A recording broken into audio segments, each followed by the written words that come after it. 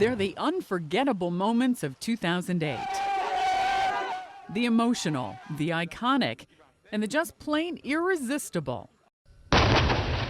In August, a brief but bitter conflict between two former members of the Soviet Union flared up. Georgia launched an attack on South Ossetia. Moscow reacted by sending in troops and tanks. 2 weeks later, both sides declared a ceasefire. Tragedy struck India's financial capital of Mumbai in late November. 10 gunmen killed more than 170 people during a 3-day siege.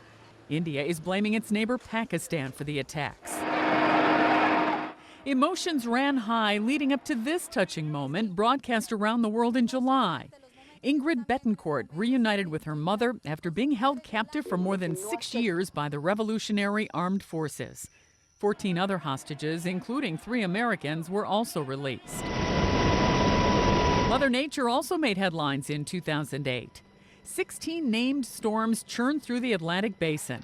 Particularly hard hit was the poor island nation of Haiti, fending off 4 storms, including Hurricane Gustav. And a record 7.9 magnitude earthquake shook up China's Sichuan province in May. The quake was responsible for at least 70,000 deaths. Just 3 months later, China again grabbed global headlines with the 2008 Summer Olympics. Pro-Tibet demonstrators dogged the Olympic torch as it made its way through 5 continents and threatened to disrupt the Games. The leaders of Germany, Poland, and the Czech Republic refused to attend.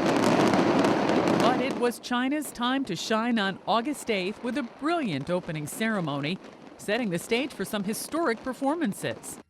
U.S. swimmer Michael Phelps won a record 8 gold medals, and Jamaican sprinter Usain Bolt broke 3 world records. 2008 was also a year of endings. President George W. Bush made his final visit as president to Iraq. His legacy perhaps forever linked to an unpopular war, one made clear by a not-so-subtle reminder from this Iraqi journalist. It was also the end of a lifetime of rule for many Cubans when ailing President Fidel Castro officially stepped down in February, handing off the baton to younger brother Raul. And before I leave my office. And it was the end for Ehud Olmert as Prime Minister of Israel. Corruption allegations forced him not to seek re-election in late July. It was supposed to be the beginning of the end of North Korea's nuclear enrichment program. July's massive implosion at the Yongbyon facility was a powerful public symbol by the communist nation, once branded a member of the Axis of Evil by President Bush.